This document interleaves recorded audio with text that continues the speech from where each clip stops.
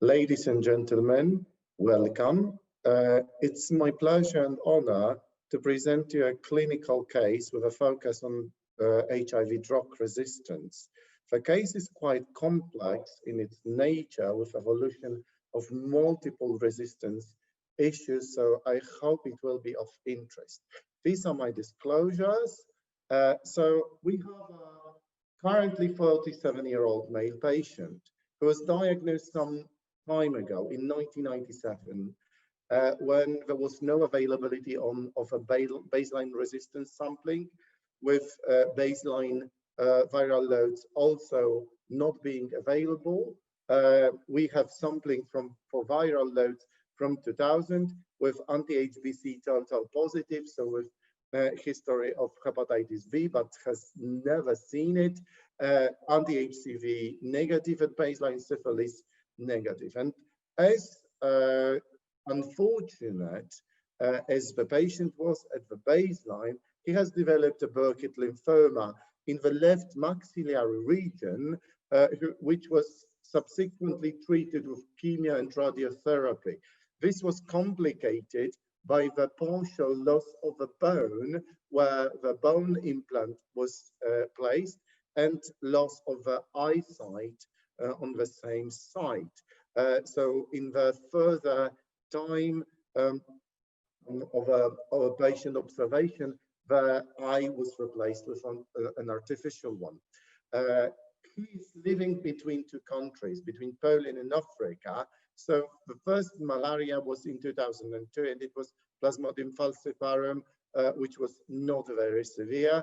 Then right-sided pneumonia, thoracic left-sided shingles, condylomata, and this is what we have within more or less first 10 years of observation from a clinical point of view. But if we look at the card history from 1997 to 2008, for the first 10 years, you could see that the patient was treated with the drugs which were available in the 1990s and 2000 with AZT, with endinavir, with saxagliptin, with stavudine, which fortunately did not lead too much of facial lipoatrophy. And then the treatment was slightly optimized. When the efavirenz-based treatment became available, the patient was switched to efavirenz, then back to protease inhibitor with lopinavir, and then 8 months of atazanavir AZT with T20, then atazanavir AZT with Truvada for samprenavir, darunavir. He was given as soon as the treatment was available. So the treatment history is reflecting a very complex patient with a huge drug treatment history. Unfortunately, he's flying internationally, and for a long time, this was a sub-adherent patient living in several countries, very often using long-haul flights. So sometimes he didn't have full access to the medics, to the treatment. So he left it either in the luggage. So there were multiple treatment interruptions. And what we could see for the first 10 years is that he actually has regained CD4 count, but the viral loads were almost always detectable, ranging from 10,000 to 450,000 copies. So as soon as the new drug appeared, the patient was placed on the most modern drug available for him at the current time point. But please take a look what happened from the perspective of a resistance history. So these are historical genotypes where we have very soon developed nucleoside reverse transcriptase resistance and huge protease resistance. So this is the first available genotyping. Then the second is very similar to this one, but there is worse. There is accumulation of resistance mutation in the nucleosides with mostly TAMS and M184V, so something which we also expect. And then further accumulation of mutations, and we start seeing accumulation of non-nucleoside resistance. Still not bad, but it's being accumulated. And then we have this last result from 2010, where we have partial reversal, but it also depends on the current treatment. So sometimes, obviously, the mutations are appearing and disappearing. So this is up to 2016. We have TOMS, we have M184V, we have some non-nukes, we have accumulation of 133 type of non-nuke mutations, and we have almost 4 mutations to protease inhibitors. So this is the way it was from the history of resistance. So now let's look at the subsequent 10 years of a follow-up. 2009, 2019, 2050 patient came to Poland with severe malaria, actually with CNS symptoms. He was actively treated and then recovered with subsequent anemia, but it was quite good. Then anal rectal cancer, which was removed without any sequelae, syphilis recurrent, and left-sided blindness, which is post-radiotherapy. So if we would like to look further at his resistance, this is the phenotyping of, right? Where you could see, this is from 2017, where you could see that we still have some stavudine susceptibility, but the drug is not available anymore. We have tenofovir susceptibility. With non-nukes, the susceptibility is very poor. With integrase inhibitors, we have 140 mutation pathway, and we have saquinavir and indinavir. Indinavir is not available. Saquinavir was available, so we have been trying to optimize treatment from this perspective. We also have performed the tropism assay. We have sequenced V3, and we could see that FPR is very low, so maraviroc or CCR5 inhibitors will not be effective in this patient, and this was also confirmed by the profile assay when there was dual mix, but actually the sequence was very highly expotropic in this patient. So now let's take a look at the evolution of integrase resistance, because what we did, we have taken the stored sample, frozen samples, and we have sequenced the samples once the patient was started on raltegravir, because from 2016-17, the patient was started on raltegravir, and you could see how fast the virological breakthrough was observed. So within 6 months, the patient broke through with G140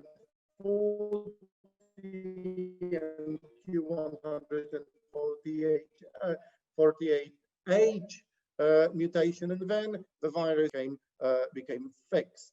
And if we look at the current perspective of integrase resistance, we have one addition to that, R263K, which you know is the resistance associated with dolutegravir. I will show you in a second on the subsequent slide the treatment history in the subsequent 10 years. But let's take a look what we have here from the perspective of integrase mutation. We have 140, we have 148, which are obviously selected in this case by raltegravir, but also which are decreasing the susceptibility to dolutegravir and a little bit to bictegravir, and we have dolutegravir associated R264K mutation. So these are the mutation pathways. Just to remind you, the top one is what the patient has, and the bottom one also. We have some other mutational pathways, but not relevant to this patient. And just as a reminder, please note that the people who received raltegravir are almost always also susceptible to elvitegravir, and sometimes there is retention of susceptibility to dolutegravir. These are our data from Poland, from the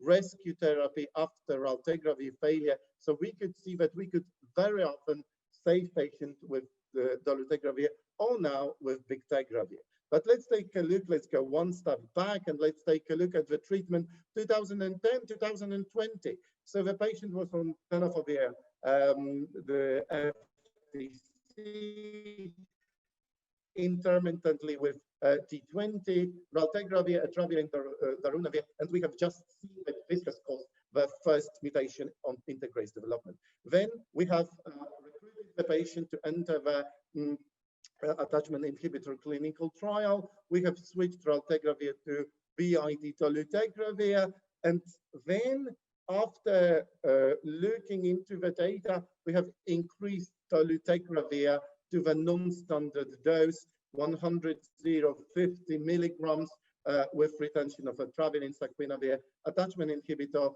and TAF-FTC. And this, in the last 2 years, for the first time in the history of this patient, he has consistently, over several collections, targets not detectable, so viremia below 20 with 1 or 2 bleeds, but less than 400 copies per mil. So this combination is complex, but actually working. Then we could take a look at the current protease and reverse transcriptase mutations. So you can see that despite this huge amount of mutations which are there, both in the protease and nucleoside and non-nucleoside reverse transcriptase, so we can see that these mutations have been overcome by the current treatment. Now, what we are thinking, what we are considering is the switch of atravirin to doravirin. And these are our data, which actually show that even among treatment experienced patients, majority of them, 70 to 75%, will have retained doravirin susceptibility. So this is the option which we are now considering. And actually, these are mutational patterns, 103, 100. So most of these people will be susceptible to doravirin. So we are now thinking about this switch on the subsequent visit of this patient. But what has happened here? Last year, patient developed right-sided submandibular lymphadenopathy, which was confirmed as the recurrent of a Burkitt lymphoma, was given chemo with rituximab, methotrexate, RRC, and with all the complications of this treatment. Just as a brief reminder, because we remember that Burkitt lymphoma is EVB related, but this patient has also had recurrent malaria, at least 2, probably 3 episodes. So you can remember very well that EBV-related cancers like Burkitt lymphoma, in especially HIV patients, are also dependent on the Plasmodium falciparum infection, which is driving the, which is promoting development of this type of lymphoma. So this is just a brief reminder.